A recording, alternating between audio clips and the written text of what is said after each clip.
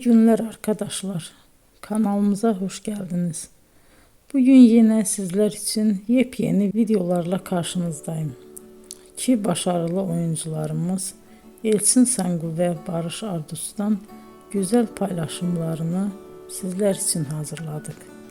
Elçin Sangu, Sevdim Alabora, Yalancı ve Mumları, Kiralık Aşk, İyi Günde Kötü Günde bu dizilerde rol almış ve herkes tarafından çok beğenilmiştir. Biz de Elçin Sangu ve Barış Ardus'tan en güzel sempatik fotolarını sizler için hazırladık. Bu karelerin devamını istiyorsanız emeğe saygı olarak kanalımıza abone olup yorum yazmayı unutmayın arkadaşlar. Teşekkür ederim.